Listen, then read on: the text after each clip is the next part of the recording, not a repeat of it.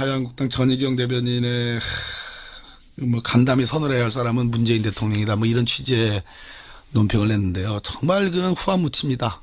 새누리당, 자유한국당이 반성해야 될 분들이, 뉘우쳐야 할 분들이 이런 말씀하는 거 보니까 참.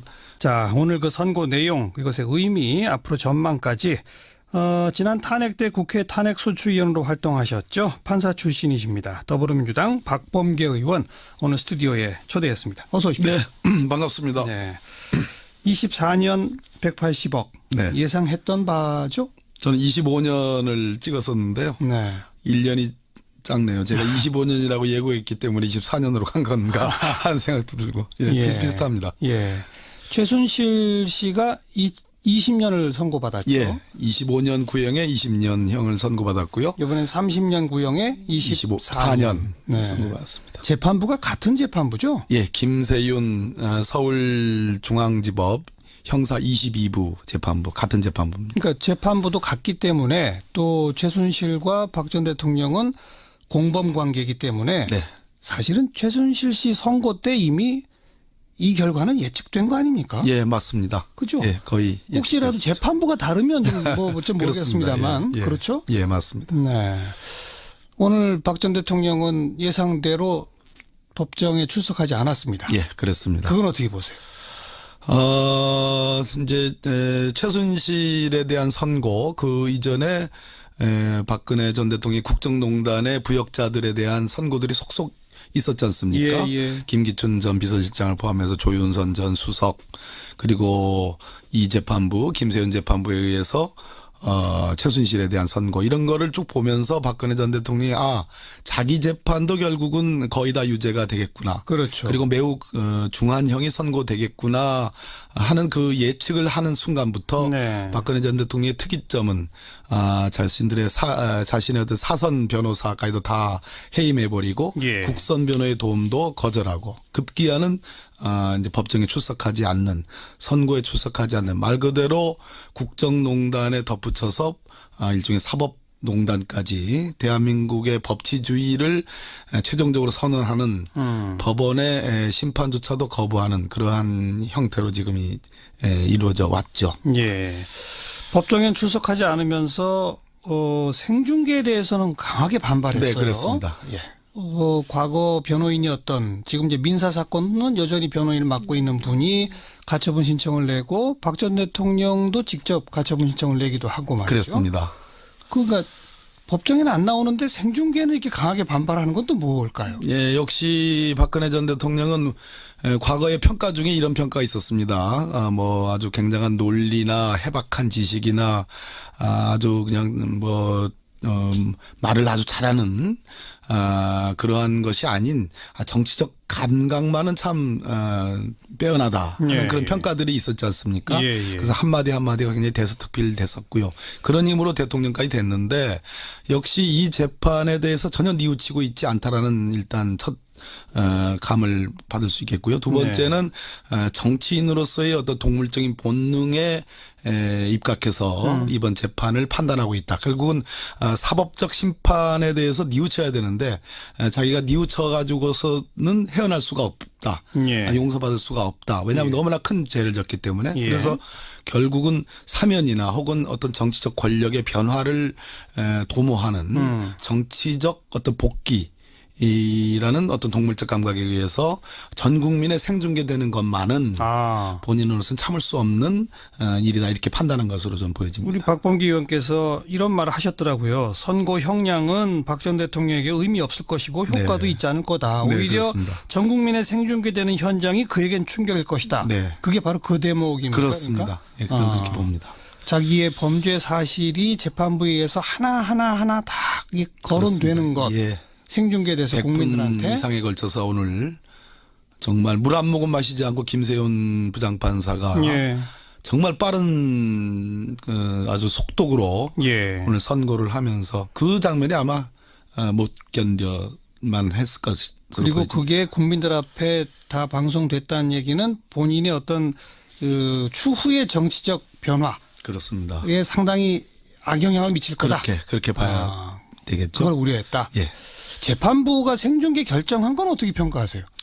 오늘 저 재판부가 선고의 첫 시작을 이런 표현을 썼습니다. 그러니까 박근혜 전 대통령이 곧 헌법 소원을 할 것으로 지금 예측이 됐죠. 예. 즉, 저는 종전 양승태 대법원장 때 만들어졌던 이 재판 촬영에 관한 규칙이 있습니다. 예, 대법원 예. 규칙이 있는데 그 규칙이 만들어졌는데 그것에 대해서 위헌을 주장할 것이다. 그래서 헌법재판소로 가서 헌법소원을 할 예정이다. 그러니 이거에 대해서 중개하지 말아달라라는 가처분 신청과 재판부에 대한 신청이 있었는데 심지어는 선고도 연기해달라고 그렇습니다. 요구했었죠. 예. 그 부분은 근데 이 당해 재판부에서는 이유 없다. 이것은 너무나 중대 범죄고 또 국민들에게 알려야 될 알 권리가 있다. 그런 역사적인 의미가 있는 사건이다. 그런 점에서 다 배척이 됐습니다. 그러니까 생중계 결정한 건 박 의원 보시기에는 뭐 타당한 일이다. 재판부가 오늘 마지막에 선고를 양형 24년형을 선고하면서 예. 다시는 되풀이되지 않아야 될 국정 혼란이라는 얘기를 강조했거든요. 그런 측면에서 뉘우치지 않는 사람들 또는 그런 그룹들 그런 집단에 대해서 일종의 경각심을 보여주는 차원이라고 저는 해석을 합니다. 한국당의 그 김성태 원내대표는 제 아무리 죽을 죄를 지은 죄인이라도 보호받아야 할 최소한의 인권이 있다. 권좌에서 쫓겨난 전직 대통령을 더 이상 저작거리 구경거리로 만들지 말기를 문 대통령에게 요구한다. 네. 생중계에 대해서 이런 코멘트를 했거든요. 네. 이건 어떻게 보세요? 정말 뉘우치지 않는 제가 오늘 조금 전에도 저희 민주당 수석 대변인으로서 논평을 했는데요. 박근혜 전 대통령의 국정농단은 혼자 한 게 아닙니다. 그 5년 동안 아니 4년여 동안 아주 일관되게 비리와 권한 남용으로 점철됐지 않습니까? 예. 그래서 우리는 그것을 국정농단이라고 일컫는 거고요. 그렇기 때문에 국정조사 특별 그 위원회를 만들어서 국회에 거기에 위원장이 김성태 원내대표셨습니다. 그랬죠. 그렇지 않습니까? 예. 그때 잘 진행을 했습니다. 누구 봐도 김성태 원내대표님이나 장제원 그 자유한국당의 수석 대변인은 누구 봐도 저희 민주당 의원들의 못지않게 네. 이 국정농단에 대해서 분개했습니다. 그 청문회 스타로 등록도 그렇습니다. 했어요. 예. 그러더니만 지금은 또 이렇게 원점으로 이렇게 복귀하시는지 이해가 안 됩니다. 인권이라는 것도 여러 절대적 인권이 있고 상대적 인권이라는 게 있는데요. 예를 들어서 인간으로서의 존엄한 가치 이것은 절대적 인권입니다. 그러나 예. 죄를 지은 분이 자기 죄를 뉘우치지 않고 그분이 전직 대통령 그 당시 대통령으로서 나라를 혼란에 빠뜨렸다는 그로 인해서 받는 국익의 침해 공익의 침해는 국민들에게 널리 알려서 다시는 그와 같은 역사를 반복하지 않아야 될 합당한 이유가 있는 거거든요. 그리고 재판부가 생중계 여부를 결정하잖아요. 그렇습니다. 근데 문 대통령한테 요구하는 것도 조금 안 맞는 거 아닌가요? 제가 참 오늘 자유한국당 전희경 대변인의 간담회 선언해야 할 사람은 문재인 대통령이다. 이런 취지의 논평을 냈는데요. 정말 그건 후한무치입니다. 어떻게 박근혜 전 대통령의 국정농단 아까 제가 말씀드렸듯이 혼자 할 수 있는 것이 아닙니다. 예. 그 당시 집권당인 새누리당 자유한국당이 저도 배경이 됐기 때문에 그것이 가능한 것이고 예. 제대로 그 당시 지적을 했더라면 이런 일이 가능했겠습니까? 반성해야 될 분들이 뉘우쳐야 할 분들이 이런 말씀하는 거 보니까 참 가슴이 무너지는 그런 느낌입니다. 네. 그건 그렇고 박 전 대통령에 대한 재판은 이게 다가 아니잖아요. 국정원 특수활동비를 받은 거 그다음에 그 지난 총선에 불법적으로 여론조사하고 총선에 개입한 거 이것도 지금 재판이 진행 중이죠, 이건? 중한 범죄죠. 그것도 아주 집권남용 중에서 국정원 돈이라는 게 이제 일종의 공작비거든요. 굉장히 중요한 국가 안보를 위해서 써야 될 돈이 그런 식으로 그냥 박근혜 전 대통령에게 상납이 돼가지고 심지어 옷값이니 머리값이 이런 얘기 나오는 거 아니겠습니까? 그래서 그 부분이 아직 재판이 지금 진행 중입니다. 그것까지 합치면 이제 꽤 많은 형량이 되겠죠. 그러니까 이런 건 그건 재판부도 다르죠. 다릅니다. 그러면 이제 지금 현재 24년 선고 받았잖아요. 예. 그럼 거기서 예를 들어서 몇 년 선고를 하면 거기다 그냥 추가하는 겁니까? 합산되는 겁니다. 그런 방식으로. 예. 네. 자, 그건 그렇고 검찰이 모두 18개 혐의를 네. 적용해서 기소를 했는데 그중에 16개가 유죄로 인정되고 2개는 무죄로 나왔단 말이죠. 네. 그 내용을 좀 이렇게 쭉 분석해 보셨죠? 그렇습니다. 뭐 그러니까 18개 중에 16개면 거의 대부분 검찰 주장을 인용했다고 봐야 되는 거죠. 그렇습니다. 네. 일부 무죄 그렇지만 오늘 표현 중에 여러 개 있을 겁니다. 주문에는 그 무죄라는 것을 표시하지 않고 이유 중에만 단다 이런 표현들이 나오거든요. 무슨 얘기냐면 거의 대부분을 다 지금 검사가 기소한 부분을 다 유죄로 한다. 예. 18개 중에 16개는 다 유죄다. 다만 전체적인 어떤 그 가치 면에서 재판의 퀄리티, 그러니까 질적인 측면에서 놓고 보면 역시 이 삼성의 그 포괄적 현안이라는 거, 소위 이제 그 삼성물산과 제일모직 간의 합병 그런 예. 데서 승계 작업이 이루어졌는지 또 그 이후에 여러 개별적 현안들 지주회사라든지 또는 순환출자의 해소 문제 이런 것들에 대해서는 재판부 이것이 저는 이 재판의 사실은 절반을 차지하는 부분 아니겠는가. 네. 혐의는 하나지만 예. 그런데 이 부분에 대해서 역시 국민적 관심사인 건 내가 잘 안다. 재판부가 네. 인정했습니다. 네. 그럼에도 불구하고 이것은 엄격하게 증명을 해야 된다. 그래서 굉장히 어려운 법리를 써서 무죄를 했습니다. 어려운 법리요. 뭐예요? 부정한 청탁 이론인데요. 예. 저는 약간 조금 제가 승복할 수 없는 것이요. 네. 그러니까 15년 7월 25일 날 박근혜 전 대통령과 삼성 이재용 부회장 사이에 이제 독대가 이루어집니다. 네.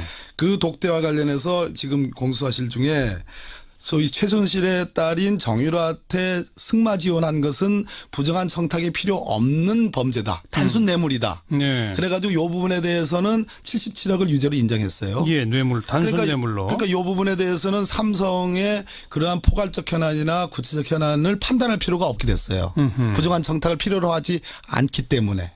부정한 청탁도 없이 그냥 뇌물을 줬다. 단순 뇌물 수수라고 해가지고 예. 이것이 이제 이제 법리적으로 그렇게 해놓고 같은 날 7월 25일 날 역시 또 다른 그 테마였던 장시호의 동계 영재 스포츠센터. 예. 이 부분은 제3자 뇌물수수, 단순 뇌물수수가 아닌 제3자 뇌물수수니까 부정한 청탁이 필요하다. 요건 16억밖에 안 되는 거거든요. 예. 요 부분에 대해서는 지원 요구를 한 것이 맞다. 박근혜가. 예. 삼성 이재용 부회장한테 지원 요구한 것을 맞다. 그렇지만 삼성 쪽에 부정한 청탁은 있다고 보기 어렵다. 이런 판단을 한 거거든요. 시종일관 삼성의 부정 청탁은 없다네요. 부정한 청탁은 없다는 재판부가. 거였습니다. 어. 근데 저는 한번 묻고 싶어요. 아까 단순 뇌물 수수에 그러니까 정유라 최순실에게 77억 그 말과 관련돼서 예. 그 승마와 관련된 지원 77억을 단순 뇌물 수수이기 때문에 부정한 청탁이 필요 없다. 따라서 삼성의 포괄적 구체적 현안 부분은 판단할 필요가 없다는 것이 재판부의 판단인데 네. 정말 말과 관련된 그 돈이 왔다 갔다 돈이 막 두 차례에 걸쳐서 몇 차례에 걸쳐서 이렇게 송금되는데 요것은 삼성 승계 작업 그러니까 7월 17일 날 의결이 되거든요. 예, 그 합병이. 예. 그 이후에 벌어진 일들이거든요. 예. 그럼 요것과 관련된 적어도 재판부의 설명은 필요한데 단순 뇌물 수수로 보니까 부정한 청탁은 설명할 필요가 없게 되는 거죠. 네. 그리고 이게 또 국민적 의구심을 불러일으킬 수밖에 없는 게 롯데와 SK의 경우는 분명한 청탁이 있었다, 뇌물을 받았다 이렇게 인정을 했단 말이에요. 유죄를. 그렇지 않습니까? 롯데는 말 그대로 이제 롯데, SK 다 소위 면세점과 예. 관련된 거고 예. 또 SK는 이제 그 당시 동생인 최재원 예. 부회장의 사면 문제 이런 것이 있었다라는 거에서 그걸 콕 집어가지고 그러니까 단건으로 보이잖아요. 지금 사실은 어려우면 진실이 감춰지는 거예요. 자, 롯데 면세점이나 SK 면세점이 딱 떨어지는 단건이잖아요. 또 최재원 부회장 동생 최태원 회장의 동생의 사면권도 딱 떨어져요. 그런데 삼성의 이 포괄적 승계와 그러니까 그 포괄적 현안과 개별적 현안이라는 것은 그냥 한 타임에 2015년 7월 17일 그 합병 결의를 하는 그걸로 딱 떨어지는 게 아니고 전후에 일련의 행위들이 쭉 있는 거예요. 그럼 사실 일련의 행위가 더 많이 도와준 거 아닌가요? 딱 당권 도와준 것보다? 그러니까 이제 윤석열 지검장이 보는 이 수사팀이 보는 것은 그 일련 행위들 한 최소한 1년 이상 걸쳐 있는 일련 행위를 다 모아서 이것이 부정한 청탁이다라고 주장했는데 예. 재판부는 그거를 이제 영어로 하면 슬라이스 다 쪼개가지고. 쪼개가지고 보니까 이거는 연관성이 왜냐하면 7월 17일 날 합병 결의가 됐는데 대통령이 만난 건 7월 25일이다. 다음에 만난 거다 뒤에. 알겠습니다. 그렇죠. 다 그렇게 조각조각을 내서 보니 조각 낸 한 건 한 건은 딱 구체적이고 명시적인 청탁이라고 보기가 어렵다. 그렇습니다. 이런 논리다. 그렇게 쓰여진 것 같습니다. 예. 아무튼 뭐 재판부의 판단이니까요. 근데 이런 박 전 대통령에 대한 재판부의 이런 판단이 지금 이재용 부회장도 신동빈 회장도 계속 재판 받아야 되잖아요. 그렇습니다. 2심 남아있고 예, 그렇잖아요. 예. 영향을 미치겠죠? 지금 이재용 그 부회장에 대한 판단이 두 가지가 있습니다. 먼저 가는 게 전에 서울고등법원 정영식 부장판사가 지금 어디 법원장으로 가 계신데 그분이 정말 이 오늘 선고한 거와 완전히 다른 거의 면죄부를 주는 그런 선고를 했잖아요. 예, 집행유예 하면서. 예, 집행유예 하면서. 그것은 공여, 그러니까 이재용 부회장 측 재판이에요. 근데 오늘은 받았다고 하는 박근혜 전 대통령에 대한 재판이잖아요. 예. 근데 제가 보기에는 이 김세윤 재판장의 법리 설치가 굉장히 정밀하긴 합니다. 훨씬 정밀하고 잘 구성이 돼 있어요. 그리고 매우 설득력이 있습니다. 예. 있는데 결국은 왜 이런 말씀을 드리냐. 아까 포괄적 현안이든 개별적 현안은 제가 불만을 갖고 있지만 이 판결을 평석을 하는데 그러나 그럼에도 불구하고 77억 말과 관련된 단순 뇌물. 그 코아 스포츠의 용역 대금과 관련된 그 두 가지 합쳐서 77억을 유죄로 한 것은 이재용 그 부회장한테는 상당한 부담이 되고 그 예. 법리 구성이 오늘 그 말과 관련돼서 또 코아 스포츠의 용역 대금과 관련돼서는 매우 구체적으로 예. 누구도 반박할 수 없을 정도로 잘 설명을 해놨거든요. 그래서 삼성 측에서 굉장히 큰 부담이 될 것 같습니다. 대법원에서 그 문제가 영향을 미칠 수도 있다. 저는 그렇게 봅니다. 신동빈 회장한테도 굉장히 영향을 미치겠죠. 그렇죠. 그렇죠. 예, 그렇습니다. 자, 그건 그렇고 항소를 하지 않을 수도 있다라는 전망들이 나오고 있거든요. 어떻게 생각하세요? 지금 거꾸로 제가 이명박 전 대통령의 이 심기를 보면요, 거의 수사에 완전 보이콧을 하고 있고, 네. 지금 수면제를 먹어도 잘 안 들을 정도로 그런다는 거 아니겠습니까? 그러니까 그 기저에는 이 수사는 빤한 수사고 그것의 연장선상으로 이 재판도 빤한 재판이기 때문에 예. 빨리 확정져서, 빨리 확정을 줘서 사면이든 정치적 변화를 통한 어떤 그 동모를 지금 하려는 게 읽혀지잖아요. 예. 그 이명박 전 대통령이 누굴 보고서 배운 거냐? 박근혜 전 대통령을 보고서 배운 거예요. 예.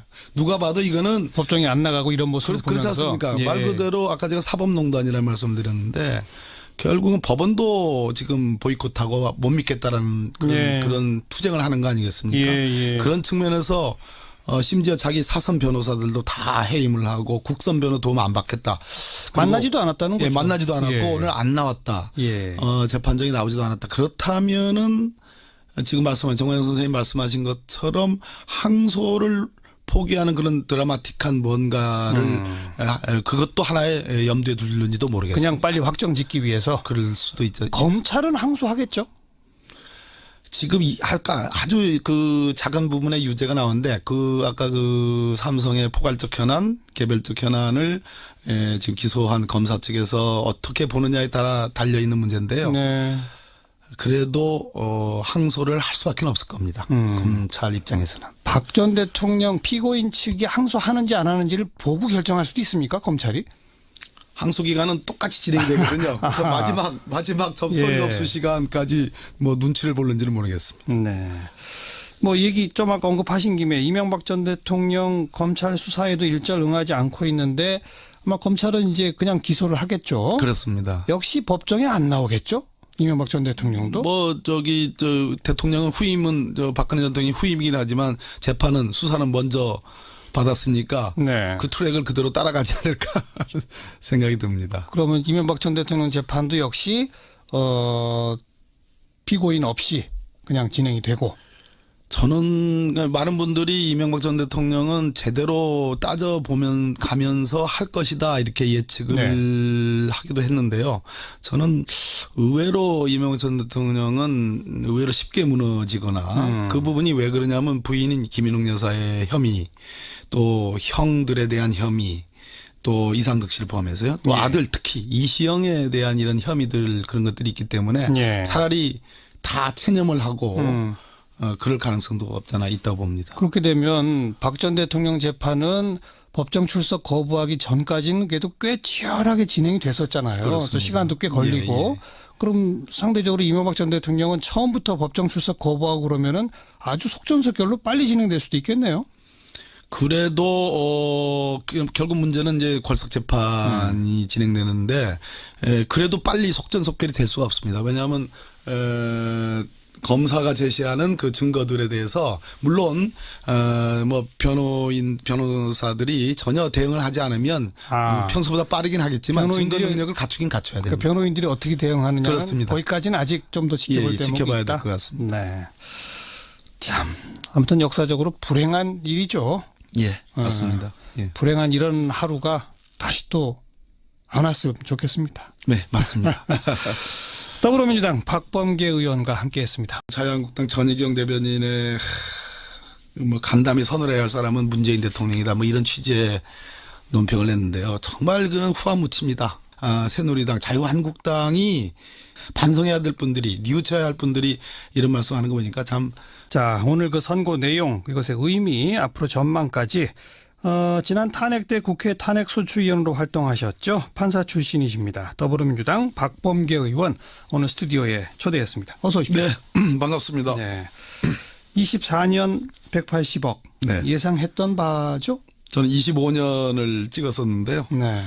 1년이 작네요. 제가 25년이라고 예고했기 때문에 24년으로 간 건가 하는 생각도 들고 비슷비슷합니다. 예.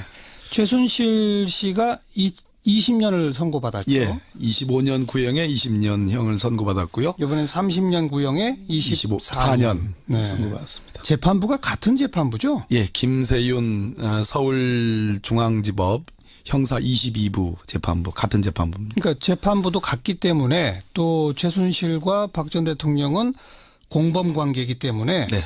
사실은 최순실 씨 선고 때 이미 이 결과는 예측된 거 아닙니까? 예, 맞습니다. 그죠? 예, 거의 혹시라도 예측됐습니다. 재판부가 다르면 좀 모르겠습니다만 예, 예. 그렇죠? 예, 맞습니다. 네. 오늘 박 전 대통령은 예상대로 법정에 출석하지 않았습니다. 예, 그렇습니다. 그건 어떻게 보세요? 이제 최순실에 대한 선고 그 이전에 박근혜 전 대통령이 국정농단의 부역자들에 대한 선고들이 속속 있었지 않습니까? 예. 김기춘 전 비서실장을 포함해서 조윤선 전 수석 그리고 이 재판부 김세윤 재판부에 의해서 최순실에 대한 선고 이런 거를 쭉 보면서 박근혜 전 대통령이 자기 재판도 결국은 거의 다 유죄가 되겠구나. 그렇죠. 그리고 매우 중한형이 선고되겠구나 하는 그 예측을 하는 순간부터 네. 박근혜 전 대통령의 특이점은 자신의 어떤 사선 변호사까지도 다 해임해버리고 예. 국선 변호의 도움도 거절하고 급기야는 이제 법정에 출석하지 않는 선고에 출석하지 않는 말 그대로 국정농단에 덧붙여서 일종의 사법농단까지 대한민국의 법치주의를 최종적으로 선언하는 법원의 심판조차도 거부하는 그러한 형태로 지금 이루어져 왔죠. 예. 법정엔 출석하지 않으면서 생중계에 대해서는 강하게 반발했어요. 네, 그렇습니다. 예. 과거 변호인이었던 지금 이제 민사 사건은 여전히 변호인을 맡고 있는 분이 가처분 신청을 내고 박 전 대통령도 직접 가처분 신청을 내기도 하고 말이죠. 그렇습니다. 그러니까 법정에는 안 나오는데 생중계는 이렇게 강하게 반발하는 건 또 뭘까요? 예, 역시 박근혜 전 대통령은 과거의 평가 중에 이런 평가가 있었습니다. 뭐 아주 굉장한 논리나 해박한 지식이나 아주 그냥 말을 아주 잘하는 그러한 것이 아닌 정치적 감각만은 참 빼어나다 하는 그런 평가들이 있었지 않습니까? 그래서 한마디 한마디가 굉장히 대서특필됐었고요. 그런 힘으로 대통령까지 됐는데 역시 이 재판에 대해서 전혀 뉘우치고 있지 않다라는 일단 첫 감을 받을 수 있겠고요. 두 번째는 정치인으로서의 어떤 동물적인 본능에 입각해서 이번 재판을 판단하고 있다. 결국은 사법적 심판에 대해서 뉘우쳐야 되는데 자기가 뉘우쳐 가지고서는 헤어날 수가 없다. 예. 용서받을 수가 없다. 왜냐하면 너무나 큰 죄를 졌기 때문에. 예. 그래서 결국은 사면이나 혹은 어떤 정치적 권력의 변화를 도모하는 정치적 어떤 복귀라는 어떤 동물적 감각에 의해서 전 국민의 생중계되는 것만은 본인으로서는 참을 수 없는 일이다 이렇게 판단한 것으로 좀 보여집니다. 우리 박범기 의원께서 이런 말을 하셨더라고요. 선고 형량은 박 전 대통령에게 의미 없을 것이고 효과도 있지 않을 거다. 네, 오히려 그렇습니다. 전 국민의 생중계되는 현장이 그에겐 충격일 것이다. 네. 그게 바로 그 대목입니다. 그렇습니다. 예, 저는 그렇게 봅니다. 자기의 범죄 사실이 재판부에 의해서 하나하나 다 거론되는 것. 예. 생중계돼서 100분 국민들한테 이상에 걸쳐서 오늘 정말 물 한 모금 마시지 않고 김세훈 부장판사가 정말 빠른 아주 속독으로 오늘 선고를 하면서 그 장면이 아마 못 견뎌만 했을 것이 그리고 그게 국민들 앞에 다 방송됐다는 얘기는 본인의 어떤 추후의 정치적 변화에 그렇습니다. 상당히 악영향을 미칠 거다. 그렇게 봐야 되겠죠. 그걸 우려했다. 예. 재판부가 생중계 결정한 건 어떻게 평가하세요?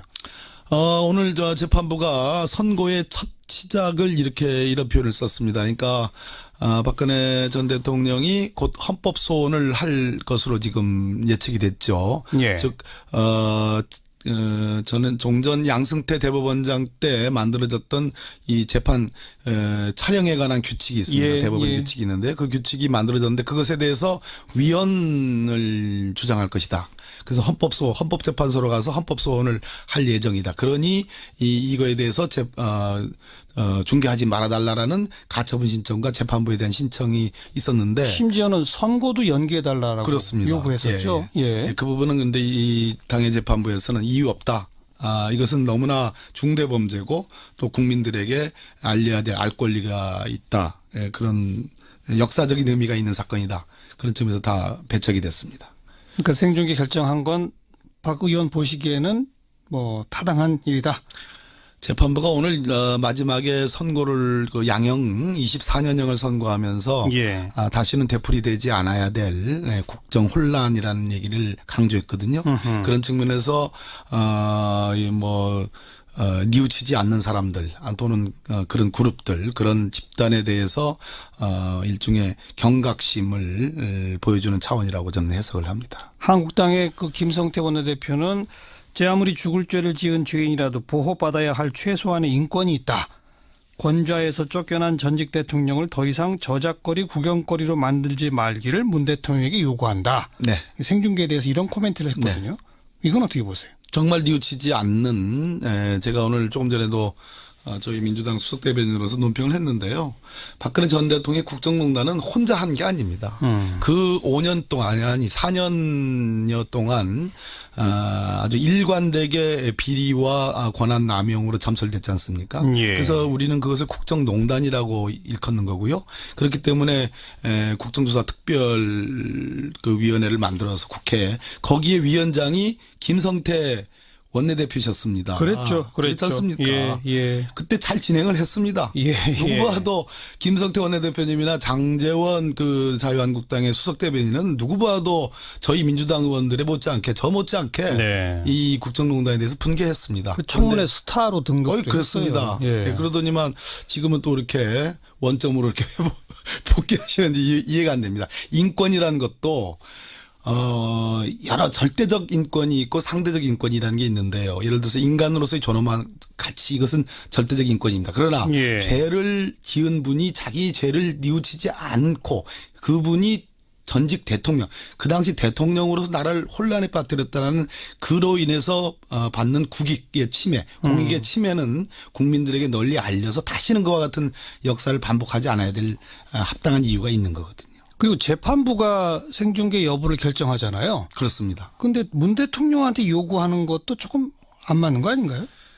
제가 참 오늘 자유한국당 전희경 대변인의 간담회 선언해야 할 사람은 문재인 대통령이다 이런 취지의 논평을 했는데요. 정말 그건 후한무치입니다. 어떻게 박근혜 전 대통령의 국정농단 아까 제가 말씀드렸듯이 혼자 할 수 있는 것이 아닙니다. 예, 예. 그 당시 집권당인 새누리당 자유한국당이 저도 배경이 됐기 때문에 그것이 가능한 것이고 예. 제대로 그 당시 지적을 했더라면 이런 일이 가능했겠습니까? 반성해야 될 분들이 뉘우쳐야 할 분들이 이런 말씀하는 거 보니까 참 가슴이 무너지는 그런 느낌입니다. 네. 그건 그렇고 박 전 대통령에 대한 재판은 이게 다가 아니잖아요. 국정원 또 특수활동비를 남았습니다. 받은 거, 그다음에 그 지난 총선에 불법적으로 여론조사하고 총선에 개입한 거, 이것도 지금 재판이 진행 중이죠, 이건? 중한 범죄죠. 그것도 아주 직권남용 중에서 국정원 돈이라는 게 이게 이제 일종의 공작비거든요. 예, 굉장히 예. 중요한 국가 안보를 위해서 써야 될 돈이 그런 식으로 그냥 박근혜 전 대통령에게 상납이 돼가지고 예. 뭐 심지어 뭐 옷값이니 머리값이 이런 얘기 나오는 거 아니겠습니까? 예. 그래서 그 부분이 아직 재판이 지금 진행 중입니다. 그것까지 예. 합치면 이제 꽤 많은 형량이 되겠죠. 그러니까 이런 건 그건 재판부도 다르죠. 다릅니다. 그러면 이제 지금 현재 24년 선고 받았잖아요. 예. 그럼 거기서 예를 들어서 몇 년 선고를 하면 거기다 그냥 추가하는 겁니까? 합산되는 겁니다. 아, 그런 방식으로. 예. 네. 자, 그건 그렇고 검찰이 모두 18개 혐의를 네. 적용해서 기소를 했는데 그중에 16개가 유죄로 인정되고 2개는 무죄로 나왔단 말이죠. 네. 그 내용을 좀 이렇게 쭉 분석해 보셨죠? 그렇습니다. 뭐 그러니까 18개 중에 16개면 거의 대부분 검찰 주장을 인용했다고 봐야 되는 거죠. 그렇습니다. 네. 일부 무죄 그렇지만 오늘 표현 중에 여러 개 있을 겁니다. 주문에는 그 무죄라는 것을 표시하지 않고 이유 중에만 단다 이런 표현들이 나오거든요. 무슨 얘기냐면 거의 대부분을 다 지금 검사가 기소한 부분을 다 유죄로 한다. 예. 18개 중에 16개는 다 유죄다. 다만 전체적인 어떤 그 가치 면에서 재판의 퀄리티, 그러니까 질적인 측면에서 놓고 보면 역시 이 삼성의 그 포괄적 현안이라는 거. 소위 이제 그 삼성물산과 제일모직 간의 합병 그런 예. 위해서 승계 작업이 이루어졌는지 또 그 이후에 여러 개별적 현안들 지주회사라든지 또는 순환출자의 해소 문제 이런 것들에 대해서는 재판부 이것이 저는 이 재판의 사실은 절반을 차지하는 부분 아니겠는가. 네. 혐의는 하나지만 예. 그런데 이 부분에 대해서 역시 국민적 관심사인 건 내가 잘 안다. 재판부가 네. 인정했습니다. 네. 그럼에도 불구하고 이것은 엄격하게 증명을 해야 된다. 그래서 굉장히 어려운 법리를 써서 무죄를 했습니다. 어려운 법리요. 뭐예요? 부정한 청탁 이론인데요. 예. 저는 약간 조금 제가 승복할 수 없는 것이요. 네. 그러니까 15년 7월 25일 날 박근혜 전 대통령과 삼성 이재용 부회장 사이에 이제 독대가 이루어집니다. 네. 그 독대와 관련해서 지금 공수사실 중에 소위 최순실의 딸인 정유라한테 승마 지원한 것은 부정한 청탁이 필요 없는 범죄다. 단순 뇌물이다. 네. 그래가지고 이 부분에 대해서는 77억을 유죄로 인정했어요. 예, 뇌물, 단순 뇌물로. 그러니까 이 부분에 대해서는 삼성의 그러한 포괄적 현안이나 구체적 현안을 판단할 필요가 없게 됐어요. 부정한 청탁을 필요로 하지 않기 때문에. 부정한 청탁도 없이 그냥 뇌물을 줬다. 단순 뇌물 수수라고 해가지고 예. 이것이 이제 이제 법리적으로 그렇게 해놓고 같은 날 7월 25일 날 역시 또 다른 그 테마였던 장시호의 동계 영재 스포츠센터. 예. 이 부분은 제3자 뇌물수수, 단순 뇌물수수가 아닌 제3자 뇌물수수니까 부정한 청탁이 필요하다. 요건 16억밖에 안 되는 거거든요. 예. 이 부분에 대해서는 지원 요구를 한 것이 맞다. 박근혜가. 예. 삼성 이재용 부회장한테 지원 요구한 것을 맞다. 그렇지만 삼성 쪽에 부정한 청탁은 있다고 보기 어렵다. 이런 판단을 한 거거든요. 시종일관 삼성의 부정 청탁은 없다네요. 부정한 청탁은 없다는 재판부가. 거였습니다. 어. 근데 저는 한번 묻고 싶어요. 아까 저 단순 뇌물 수수에 그러니까 정유라 최순실에게 77억 그 말과 관련돼서 예. 그 승마와 관련된 지원 77억을 단순 뇌물 수수이기 때문에 부정한 청탁이 필요 없다. 따라서 삼성의 포괄적 구체적 현안 부분은 판단할 필요가 없다는 것이 재판부의 판단인데 네. 정말 요 말과 관련된 그 돈이 왔다 갔다 돈이 막 두 차례에 걸쳐서 몇 차례에 걸쳐서 이렇게 송금되는데 요것은 삼성 승계 작업 그러니까 7월 17일 날 의결이 되거든요. 예, 그 합병이 예. 그 이후에 벌어진 일들이거든요. 예. 그럼 요것과 관련된 적어도 설명은 재판부의 설명은 필요한데 단순 뇌물수수로 보니까 부정한 청탁은 설명할 필요가 없게 되는 네. 거죠.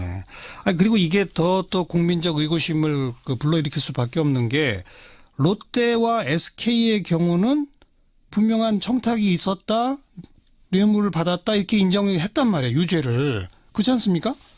롯데는 말 그대로 이제 롯데, SK 다 소위 면세점과 예. 관련된 거고 예. 또 SK는 이제 그 당시 동생인 최재원 예. 부회장의 사면 문제 이런 것이 있었다라는 거에서 그걸 콕 집어가지고 그러니까 단건으로 보이잖아요. 지금 사실은 어려우면 진실이 감춰지는 거예요. 아. 자, 롯데 면세점이나 SK 면세점이 딱 떨어지는 단건이잖아요. 또 최재원 부회장 동생 최태원 회장의 동생의 사면권도 딱 떨어져요. 예. 근데 삼성의 이 포괄적 승계와 개별 그러니까 그 포괄적 현안과 개별적 현안이라는 것은 그냥 한 타임에 2015년 7월 17일 그 합병 결의를 하는 그걸로 딱 떨어지는 게 아니고 전후에 일련의 행위들이 쭉 있는 거예요. 그럼 사실 일련의 행위가 더 많이 도와준 거 아닌가요?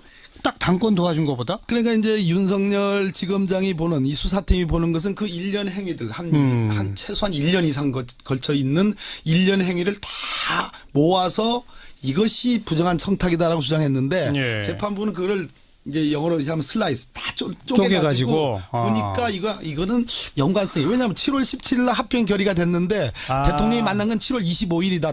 다음에 만난 거다 뒤에. 알겠습니다.